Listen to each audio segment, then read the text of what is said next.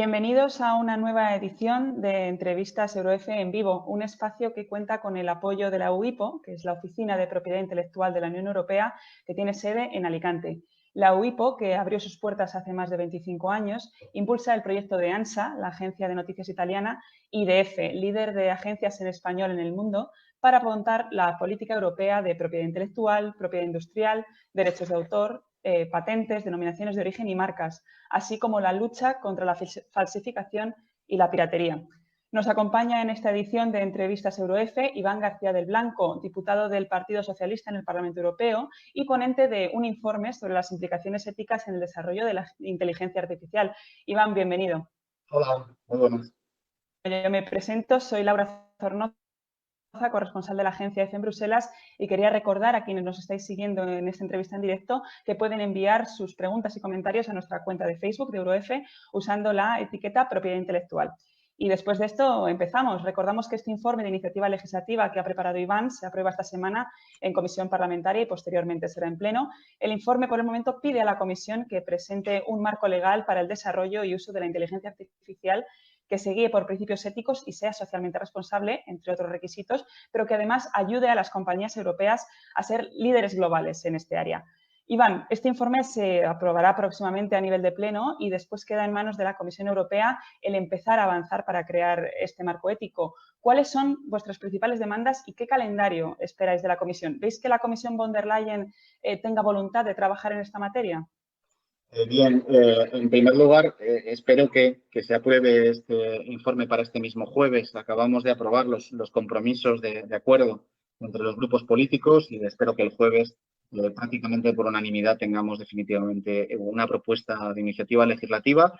Y es verdad que en este caso lo que nos hemos es adelantado probablemente a la Comisión Europea, que planteó como una de sus prioridades, justo al llegar la nueva presidenta, que los primeros 100 días iba a tener una regulación sobre inteligencia artificial. Bien, al final lo que se hizo fue evacuar un libro blanco en febrero de este mismo año y es verdad que está previsto que a finales de año pueda haber una propuesta por parte de la Comisión, pero en todo caso nuestra intención es que se tenga en cuenta la posición del Parlamento, que probablemente se apruebe definitivamente, digo, si todo va bien este jueves, en pleno para finales del mes de octubre. Aquí lo que hacemos es plantear que la inteligencia artificial que se desarrolle o que se utilice dentro de los límites de la Unión Europea tiene que estar de acuerdo con nuestros valores civilizatorios, con nuestra Carta de Derechos Fundamentales.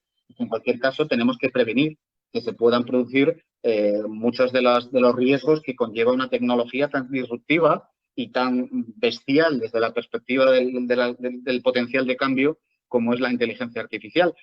Y para eso hemos planteado unos parámetros mínimos que tiene que cumplir sobre todo la inteligencia artificial que se aplique a lo que hemos llamado sectores de alto riesgo, pero que en cualquier caso toda tiene que estar armonizada con nuestros valores básicos, pues tales como la sostenibilidad medioambiental a la hora de tomar decisiones o que se tenga en cuenta la perspectiva de género. En fin, es un documento muy completo que animo a leer y a revisar.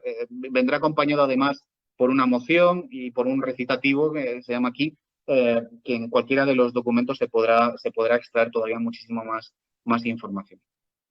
Mirando a otros jugadores que ya están en este tablero de juego, China ha dejado clara su intención de ser una potencia global en inteligencia artificial y es el primer país en el que ya estamos empezando a ver en la práctica muchos aspectos de su aplicación en la vida cotidiana. Me gustaría saber qué lecciones extraéis del modelo chino, tanto las cosas buenas que puedan incluso imitarse y cosas malas que sea mejor evitar. Hay una cosa que creo que, y además lo remarca la Comisión en su libro blanco que está haciendo muy bien China, que es invertir muchos recursos. De hecho, aquí incluso la Unión Europea, para poder emular ese potencial inversor, plantea una estrategia mitad y mitad, el sector privado, el sector público. Pero también tenemos que aprender de lo que significa una inteligencia artificial que se desarrolla en un país que no tiene unos valores equiparables a los valores europeos, los riesgos que conlleva. Nosotros, evidentemente, como civilización, y porque es lo único que tiene sentido, nos planteamos cuáles son las cuestiones éticas que llevan aparejadas algunas de las tecnologías de desarrollo. Últimamente hemos tenido un debate intenso alrededor de técnicas, por ejemplo, como el reconocimiento facial o como las técnicas de rastreo que estamos utilizando en este momento precisamente para combatir la pandemia. En fin, creo que como tantas cosas y en tantos ámbitos, la Unión Europea tiene que mostrar que hay una capacidad de equilibrar el desarrollo tecnológico con el respeto a unos valores civilizatorios que nos autodefinen como cultura y como pueblo, ¿no? Y en eso es en lo que estamos. Yo estoy convencido de que somos capaces de balancear, como utilizando muy mal el anglicismo, balancear ambas cuestiones, y que creo además que puede ser un valor añadido que tengan las empresas y las iniciativas europeas en el exterior, como en tantas otras cosas, el que haya un elevado y confiable, además, para el consumidor, independientemente del lugar del mundo en el que estemos, estándar mínimo de cumplimiento ético en el desarrollo europeo, ¿no? Yo creo que puede ser también un diferencial, como digo, como lo es en tantas otras cosas, que ayude a nuestra iniciativa europea en la competición mundial que efectivamente se está produciendo en este momento. Uno de los aspectos que parece que más preocupan a analistas y a expertos sobre el avance de la inteligencia artificial son los sesgos inconscientes que los programadores humanos, por supuesto, introducen en los algoritmos, que van a tener un gran impacto en nuestras vidas y generan discriminación desde de género hasta racial. ¿Estos sesgos inconscientes podrían ser un muro a la hora de legislar? ¿Qué problemas os han planteado? Precisamente es una de las cuestiones que intentamos anticipar.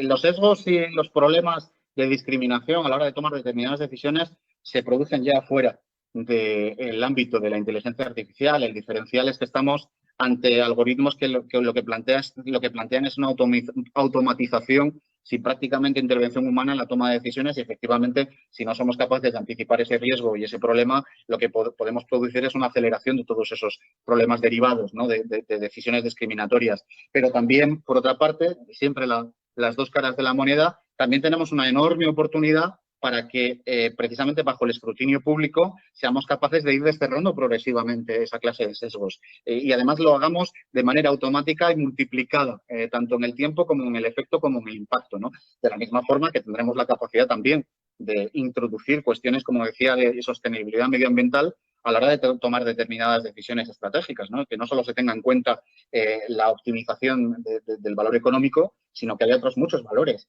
que son los que, ya digo, como civilización hemos escogido que se tengan en cuenta también en nuestra toma diaria de decisiones. Pero efectivamente, tenemos que plantearnos preguntas que tienen que ver con el respeto al género humano y con ese valor principal que hemos querido darle a la inteligencia artificial europea, que es poner al ser humano en el centro de la ecuación.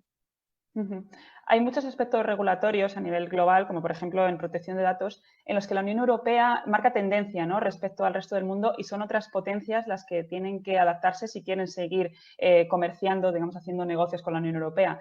¿Qué tiene que hacer Bruselas? ¿Qué propuesta tiene que plantear para que las normas éticas sobre inteligencia artificial marquen el camino a seguir para el resto del mundo?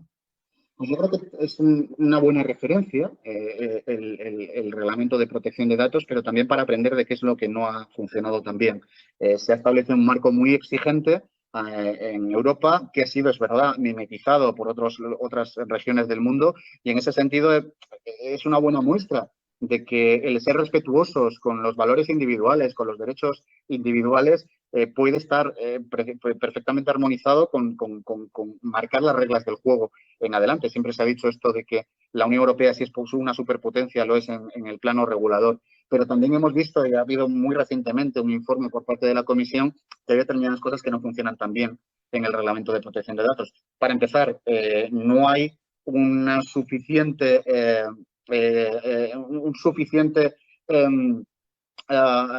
control sobre el ejercicio efectivo de algunas de las normas y algunas de las reglas que están planteadas en este reglamento. Hay todavía demasiada fragmentación dentro del mercado interior. Si se plantean estos marcos europeos, entre otras cosas, es para evitar la fragmentación interna, la fragmentación interior. Esto con el reglamento de protección de datos no se ha visto tan bien. De hecho, hay un desigual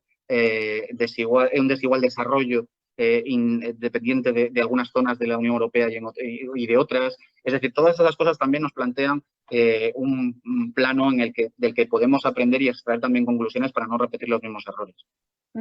En una sociedad que se ha vuelto tan escéptica, con tantísima polarización en debates que en principio deberían estar superados, como puede ser el de la vacunación o no vacunación, ¿cuál es el camino para convencer a la ciudadanía de que una inteligencia artificial bien regulada y haciendo un uso ético de ella puede tener potenciales bondades y usos para toda la ciudadanía? Pues, efectivamente es uno de los retos. Yo insisto mucho y en el informe que hemos planteado hay un énfasis especial sobre ello. Insisto mucho en la ilustración digital o lo que he venido a llamar la ilustración digital. Abandonar un debate o un recurso que creo que se queda muy corto, como es el de el aprendimiento de técnicas digitales o de técnicas y de conocimientos digitales, por trascender a un conocimiento mucho más holístico, a una aproximación mucho más holística, a una comprensión profunda de qué realmente estamos hablando cuando hablamos de inteligencia artificial, qué oportunidades conlleva, qué riesgos tiene y qué modelo de sociedad también se puede generar y de alguna manera también qué podemos elegir, ¿no? ¿Qué parte de todo eso es disponible por parte de la ciudadanía? Yo por eso creo que es muy importante que hagamos un énfasis especial, que hagamos comprensibles algunos conceptos que de momento están solo en el ámbito de debate de los grandes expertos y de los grandes técnicos, que lo traigamos un poco a la tierra. Tiene que ser una labor fundamentalmente de la Comisión y de los gobiernos nacionales, pero en cualquier caso que también traslademos que estamos siendo muy rigurosos con la regulación europea y lo serán también los países, los Estados miembros, cuando desarrollen esta propia regulación, de suerte que nuestra inteligencia artificial sea confiable y, como digo, no solo genere confianza internamente, sino que la genere también en el exterior. Que alguien sepa que cuando está tratando o trabajando con un producto o una tecnología desarrollada en la Unión Europea, puede tener confianza en que se van a respetar los estándares mínimos de derechos individuales y de valores humanos, ¿no?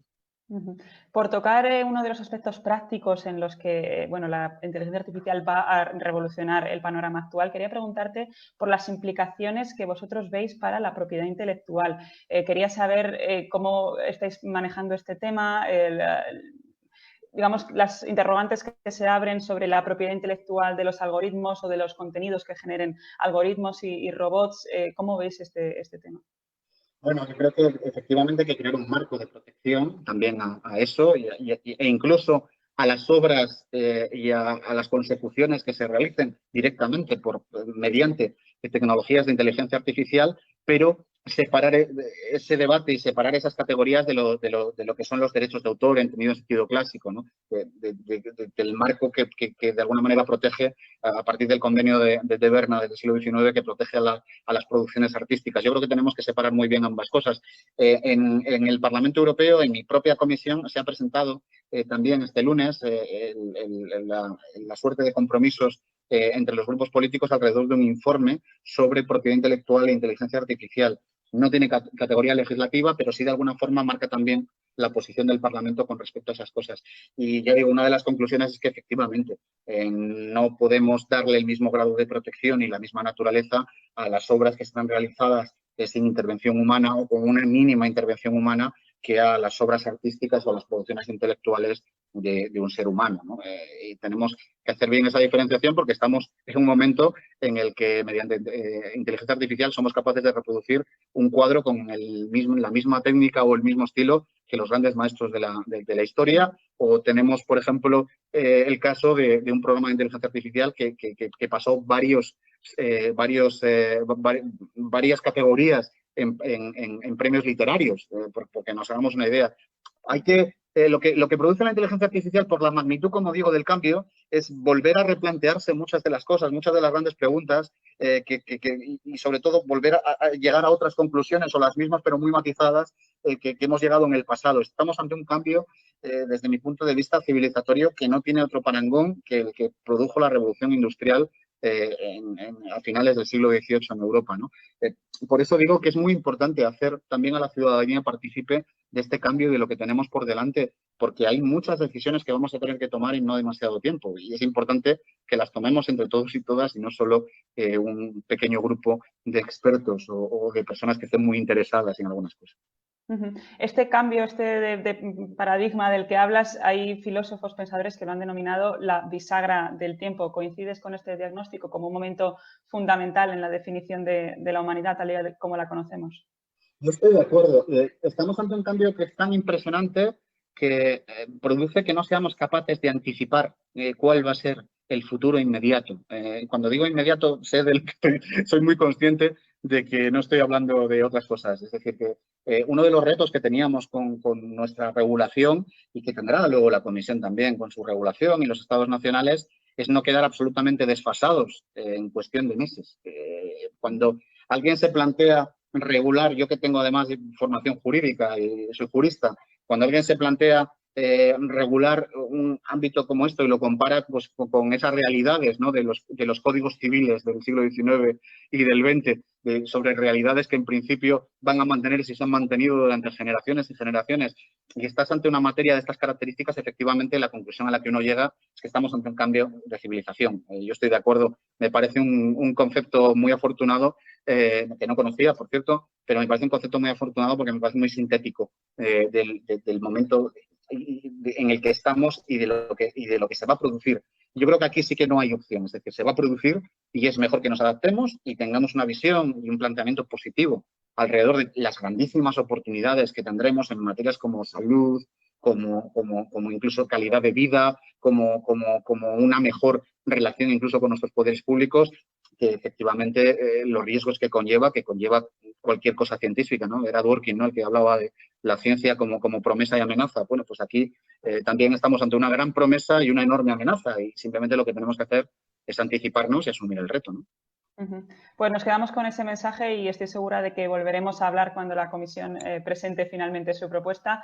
Muchísimas gracias, Iván García, diputado del Partido Socialista y ponente de este informe sobre los aspectos éticos en la inteligencia artificial, por haber aceptado nuestra invitación y compartir este tiempo con EFE en este espacio de entrevistas en directo. Un placer. Muchísimas gracias por darme también la oportunidad de hablar de esta cuestión que es tan importante. Muchísimas gracias, Iván. Nos despedimos entonces hasta una próxima cita, agradeciendo también el apoyo de la UIPO, la Oficina de Propiedad Intelectual de la Unión Europea, que recordamos impulsa este proyecto con EFE y con ANSA para explicar la política europea de propiedad intelectual, propiedad industrial, derechos de autor, patentes, denominaciones de origen y marcas, así como la lucha contra la falsificación y la piratería. Proteger la creatividad equivale a proteger nuestra riqueza, nuestra economía y muchos puestos de trabajo. Muchas gracias por seguirnos y les emplazamos para una próxima cita. Hasta pronto.